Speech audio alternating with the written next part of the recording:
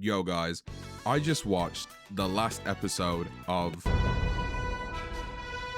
season 3 and it's really inspired me to give y'all my own opinions of the show and why I believe you should watch it if you haven't already. Now, I'm not going to beat around the bush, I'm just going to jump straight into it. Yes, there will be spoilers in this video, mainly for the last episode of season 3, but don't worry, I'll give y'all a spoiler warning before we get up to that part. But without further ado, we're just gonna jump straight into it. There's a lot I want to say, okay? Straight off the rip, I just want to say Invincible is absolute cinema. Okay, like the show is genuinely amazing. It is so good. It is one of, if not the best shows on Amazon Prime right now. Like, I know The Boys is good and everything, but I personally believe Invincible tops The Boys. Like, there is just so much that the show does right, and I just can't get enough of it, okay? Like, when I first sat down to watch Invincible, I genuinely thought this show was just going to be like another one of those adult animated series where, you know, it's just going for nothing but shock value with the gore and the violence. And I'm not gonna lie to you, I also was just like thinking about, oh yeah, this show's gonna have some very predictable plot twists and everything. You know, like how it'd be like just one of those sort of average adult TV shows, Rick and Morty. However, I was quickly proven wrong after watching the first season. Hell, even the first episode, you know, like all those assumptions that I had about this show, you know, like were quickly proven wrong. Like this show genuinely does something different, not just as an adult animated TV series, but as like a superhero show in general. Like, the show, in my opinion, perfectly captures one of the most perfect representations of what it's like to be a superhero, while also trying to balance the life as like a young adult with relationships, whether it be platonic or even romantic. And how even though he is like a superhero, you know, he's got like superhuman abilities and everything, you know, he still struggles to be a superhero in the sense of the guy's always getting his ass handed to him. Okay, it's quite ironic that his name is Invincible. However, in every fight, the guy's getting folded like a pancake. Okay, like sure, he's pretty capable of fighting and everything. However, the guy isn't even born with his powers yet. Like, they just randomly kick in one day for him. And it's that type of thing I like, where he isn't just gifted with his supernatural powers, you know? Like, he gets to be a normal child and a teenager pretty much, and it's what makes him feel more human than any other superhuman character in the show. It's just really interesting to me as well, how even when Mark finally gets his powers, he isn't just like his dad, you know, having his instant speed in flight and crazy superhuman strength passed down to him. Like, the guy can hardly even keep up with his dad at first. And when it even comes to training with his father, you know, like, Mark can hardly even take a punch to the gut, which, don't get me wrong, like, I ain't dissing Mark or anything. You know, I'm sure that punch would hurt like a mofo. However, it's that feeling of doubt inside of Mark that makes him believe that he's not ready to be a hero like his father, that eventually drives him to train even without his father's supervision. Like, we get to see Mark sneak out of his house at night to gain a better control of his flight, and also stop the neighborhood criminals, even if, you know, the guy ends up with his face getting bashed in. But he does that so one day his father will be proud of him, or at least that's what Mark thinks it will take for his father to be proud of him, which is just a really nice fresh breath of air to have, you know, as in my opinion, we don't really get to see that enough in superhero shows as a whole. It's just nice seeing Mark work hard and get better with his powers as the show goes on, you know. It's that type of character progression that just shows his humanity, as he still has his struggles like the rest of us. It may not always be normal human struggles, you know, but he still has his own challenges that he needs to get over, you know, kind of making him more of a relatable superhero. And as the series goes on, you know, it's just really good how they show Mark's and as the show goes on, you know, we get to see how they kind of show Mark's character progression as he starts to really understand the importance of being a superhero, and that it's not just about defending Earth from intergalactic threats, but it's also protecting the ones that he loves and cares for, and even the innocent civilians as well, you know. It's with that sort of character development that really, you know, shows Mark what it means to be a hero, and I'm here for it all. you know, and trust me, you know, the seasons only get better, okay? You know, we really start to see Mark become... I had to sneak it in again. I couldn't help myself. But yeah, that was my first impressions of Invincible, season 1 at least, you know. Well, not even really just season 1, like all 3 seasons as a whole. You know, I didn't want to talk too much about it as, you know, a lot of it would lean into spoiler sort of territory, and I'm not trying to get there yet, you know what I mean? But with my first impressions out the way, we'll move over to the next point, which is my favorite characters. Okay, my opinions on the characters, should we say. So let's get into this bit. Now, in my opinion, a lot of characters in the show are actually pretty good. Like, not even just like how they're well written or anything, but it's just like they're generally like really likable, you know. Like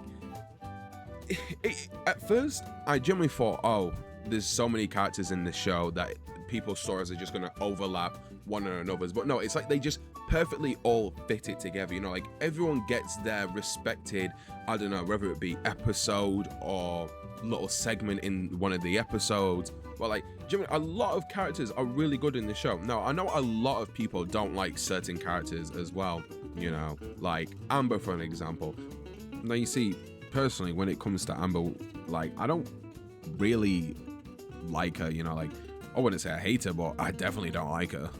However, even though I don't like her, I wouldn't say I hate her as much as I would hate these characters, you know. Like these characters, I hate them down to my core, okay? Like I absolutely despise Eve's fat ass dad. That guy needs to choke on a fucking chicken wing. That fat, slimy, measly, nitpicky sludge. Oh my god, he is a waste, and I mean a waste of oxygen. Absolutely hate Eve's dad. Hate Immortal as well. Absolutely despise him. Okay, I know he's done a lot for this world, and I will give him that. Okay, like Immortal, at least he actually does something, okay, in the first season at least. Now we're gonna get into spoiler territory real quick, so you know, you can just skip this part, okay? But at the end of like near towards the end of the second to last episode in season 3, okay, like Immortal retires, okay, with his bum-ass wife, fucking Duplicate as well. She's another character that I hate as well. Both of them, hate them. They are just so annoying. I don't even want to speak about them. That's how bad it is. But at the end, Immortal says he's done enough for this world. He's given enough to it, and it's time he retires. Which, fair enough. Okay, the nigga was Abraham Lincoln. Okay, like I can give him that at least. At least he can have that retirement. Duplicate, hell nah. I don't want to hear shit from her. Like, words cannot describe how much hatred I have for this character. I generally might hate her the most out of everyone. Actually, no, Eve's dad tops her. I'm sorry. I don't think I could ever hate anyone as much as Eve's fat-ass dad. But like, she's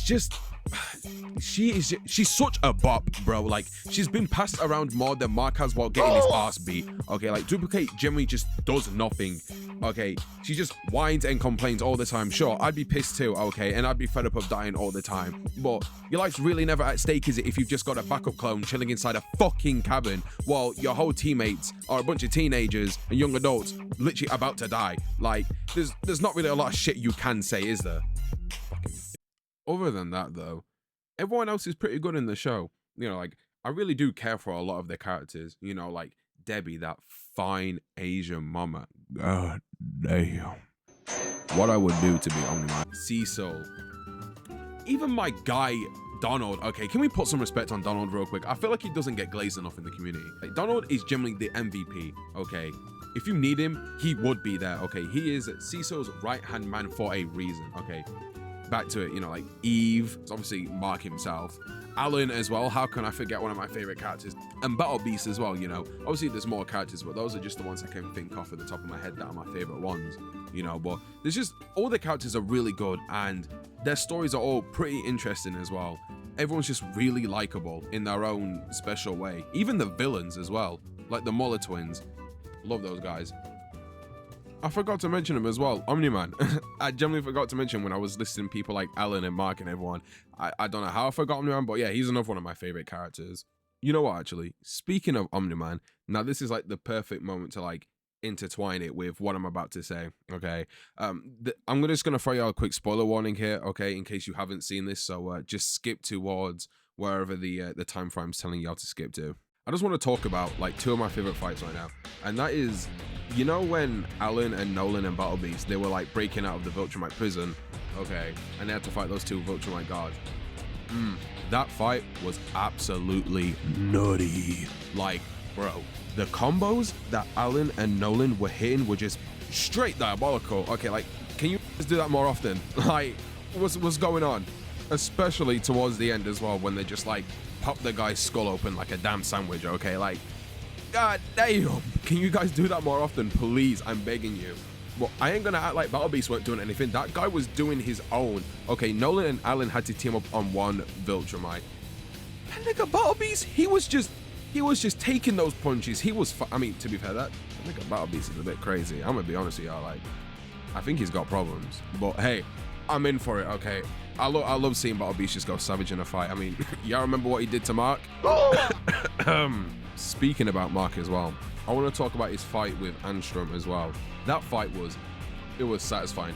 When my boy Mark finally got over those damn ass portals, bro, I knew it was over for Anstrom. Like, oh, it was just so satisfying. It was just, the whole fight was so satisfying. Just seeing Mark finally grab him and then popping his head open like a damn grape. Okay, like, Jesus Christ, Mark. Anyway, I just wanted to talk about how cool the action sequences were, and just as well, just how cool the characters are. You know, like, they're all so interesting and I care for all of them, okay? And I can't wait to see what they do with these characters, you know, like, as the series goes on. You know, I can't wait for them to expand on their stories more, because there's still a lot that we need to know, okay? And also new characters that will eventually come into the show. I'm aware of one certain character. He's a certain Viltrumite. I'm waiting for him to pull up. Mr. Crisp Hairline himself, okay? But anyway, I'm just gonna move over to my last opinion, and then that's it. The video ends. So, yeah, see y'all in the final segment. So, throughout the 3 seasons of Invincible, you know, the show has definitely seen some changes with the animation and Mark's design, especially, you know. However, personally, you know, with all like the animation errors and everything, I haven't really noticed them that much. Don't get me wrong, like, the animation definitely has dropped in some parts, but it's then been brought back up.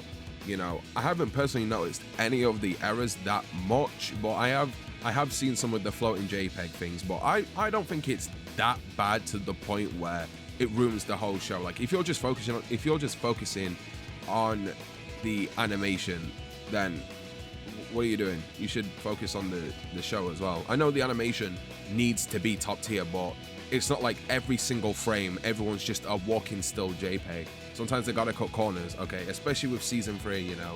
I did see a lot of corners were cut, but it made sense for the last 2 episodes, okay? I will say this though, season 1's animation will probably be like at the top, okay? But that's because, you know, Amazon decided to give them like an infinite budget, and then all of a sudden they just took it away from them. Why? I could not tell you. However, even with the animation not always being the best, or, you know, it having some errors, the show is still peak cinema. Like, the show is generally just so good that I don't even really care. Most of the times I'd be like, oh, Jesus Christ, it's just another 7 deadly frames, isn't it? But now, Invincible does something where I'm like, I can let it slide. Plus, I like Invincible as well, and not 7 deadly frames, so I think it's also just a little bit of biased towards it. But what I can tell y'all is, real quick, my favorite season probably has to be season 3. Like, the genuine, like, the drama, the intensity of the whole season, like, the weight of each episode is so heavy.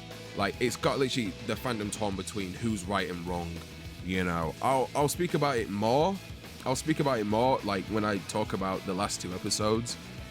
But, like, generally, season 3 is just so good. If you haven't made it up to season 3 yet, I highly recommend that you hurry up, binge all the episodes, then make your way to season 3. Like, season 3 generally is like, it is so impactful to the story.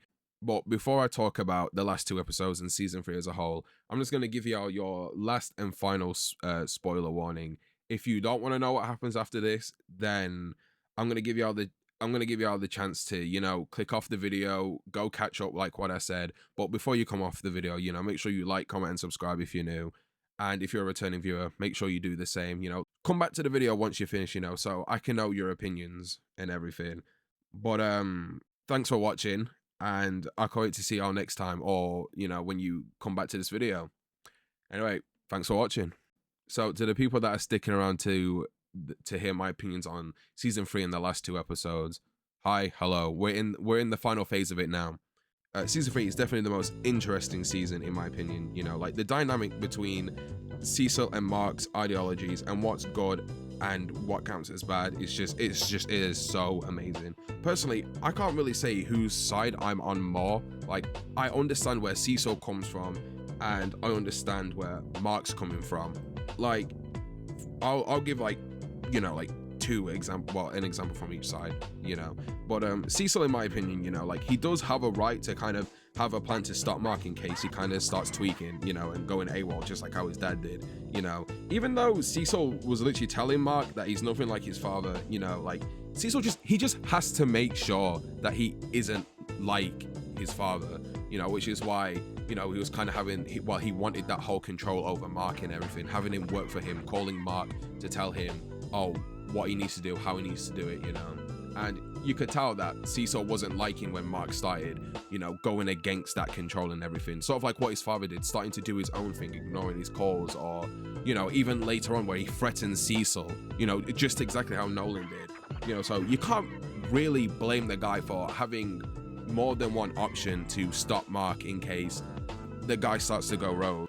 And, you know, like, these sort of protocols to stop Mark, or even to just stop, you know, bigger threats to Earth, they're not exactly, you know, like, normal ones, you know, they're quite inhumane. I can't lie to you. Like, Cecil is allowing these previously known villains and murderers to, you know, work for the GDA, you know. Sure, like, he's rehabilitating them and everything. However, the weight of what they done is still very strong. Like, look how it affected William's boyfriend and everything. The guy's now a cyborg. You know, sure, he's got them under this whole, so I'm sure Cecil's got, like, this whole sort of containment plan for them in case they decide to go against him as well. You know, it's Cecil, for fuck's sake. The guy's got, if he's got one way to stop you and it doesn't work, trust me, he's got 1,000 more ways to stop you. And then, you know, we have, like, Mark's perspective, you know, like, the other side of it, you know, where, like, you know, Mark has every right, okay, to be vexed at Cecil.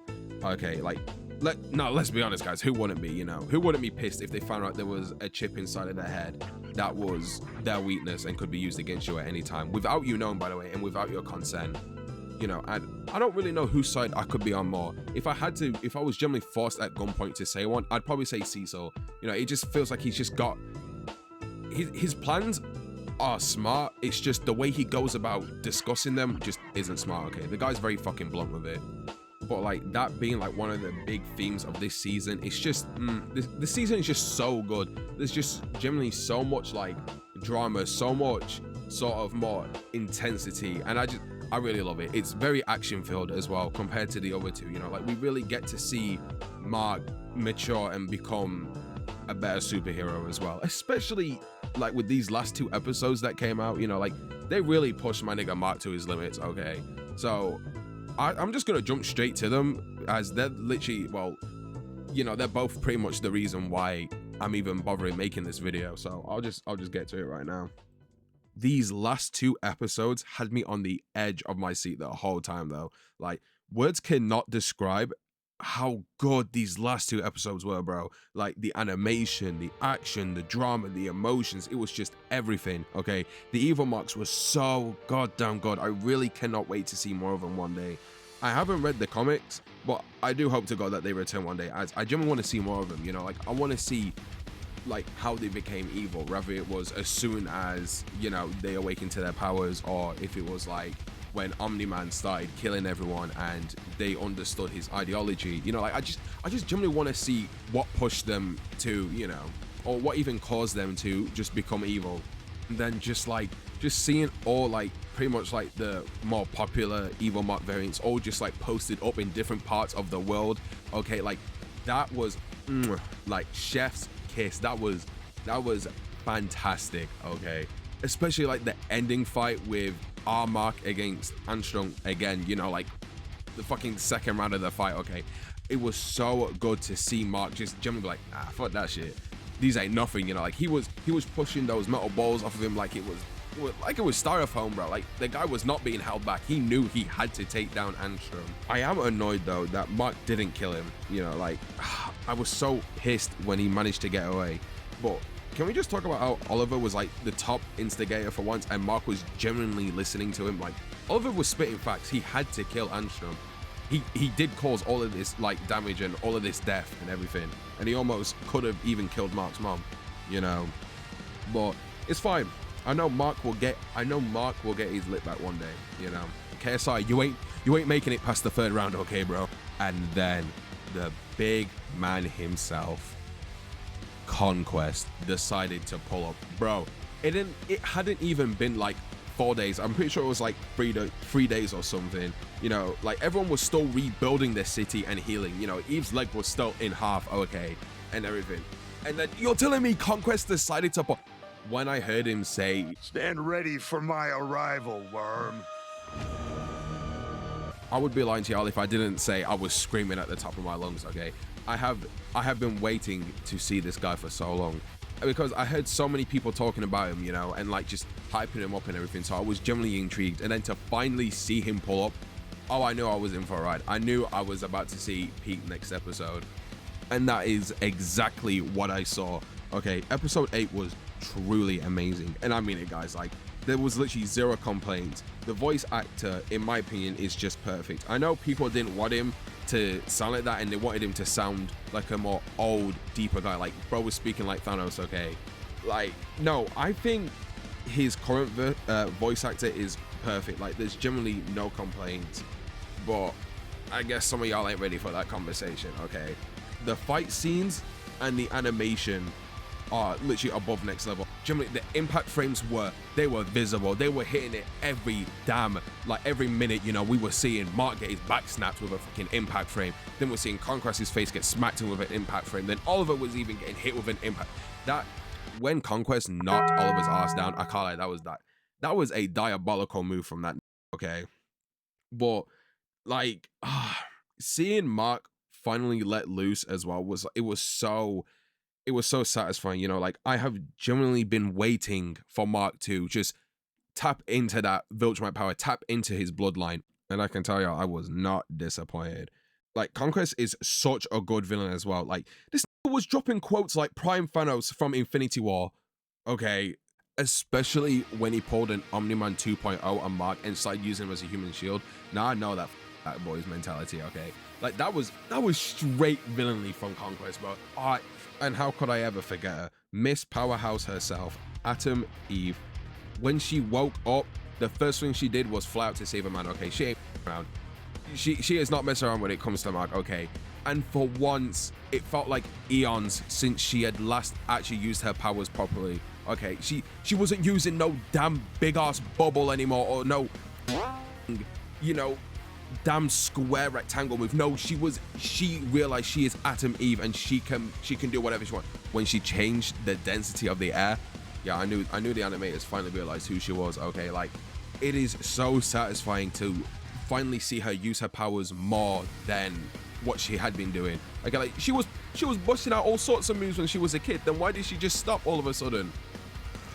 I don't get it. I mean, sure, don't get me wrong, you know, like, she definitely broke the brakes off of Conquest, okay? However, it was only doing so much, okay? It was only doing so much. I mean, we know exactly what he did to her, okay? We don't need to talk about it. And I wouldn't be lying if I didn't, you know, have a few tears in my eyes thinking that was it, she was cooked.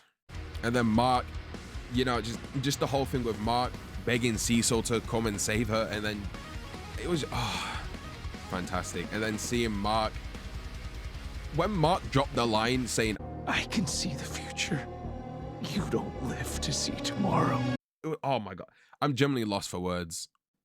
But it only lasted for so much, you know, because eventually, you know, Conquest realized who the hell he was, and, you know, he pinned that boy Mark down. But when he started, you know, like, giving Mark his monologue saying he's lonely and all that stuff, and how, like, all the other Viltrumites are afraid of him, and how his name is Conquest, but he doesn't even get a name. Like, bro, where did this come from? And why is it so beautiful? I know he's a villain and everything, but I couldn't help but at least sympathize for him a little bit, okay? A little bit. You know, like, it was just, it was so good. You know, like, it really does show that, you know, he isn't just a massive space tyrant. Like, the guy has feelings, okay? It's just, he doesn't express his feelings, you know? He literally said he feels like crying, he just doesn't cry, you know? And that's just because on their planet, it's just, that shit's just not normalized. And they really just gave him more sort of humanity in this episode as well, instead of him just beating the hell out of Mark to do it, you know, for the thrill of it. Then Eve coming back to life after reviving her own atoms and everything, and then busting out a Kamehameha on fucking Conquest. But he just stood there and still took it. Like, what? Obviously, we know what happened then, you know, like, we all know Mark beat the shit out of it. If you thought what happened to Anstrom was bad, okay, like, man, just look like a Demogorgon, okay? Like, Jesus Christ, Mark. Remind me not to piss him off. It just, generally, this season was just so amazing. Like, I'm so excited to see what season 4's got held for us, and I hope it comes out soon. Not too soon, okay? Like, I definitely want them to take their time with it, so the animation and everything can be a lot more smooth. So even if we had to wait like 2 years, I don't mind. I don't mind waiting 2 years. Well, guys, we've made it to the end of the video now. Overall, I would have to give a solid 9 out of 10. The show is just, it is phenomenal, okay? If you guys haven't watched it, I cannot stress this enough. Like, I highly recommend this show to y'all, okay? You need to sit down and watch it, and then tell me your own opinions of it, you know, whether you liked it, you didn't like it, you know, let me know your own opinions of this video as well, you know? I appreciate the feedback. But anyway, thank you all so much for watching this type of video on the channel. If you did like it, please let me know in the comments. But yeah, that's it. I'm gonna go now and edit this video. I hope you have a good day, and I'll see you when I drop a new video. Goodbye for now.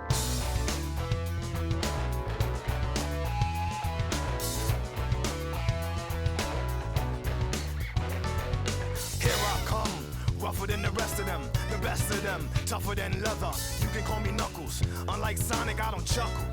I'd rather flex my muscles. I'm hard as nails. It ain't hard to tell. I break them down whether they solid or frail. Unlike the rest, I'm independent since my first breath.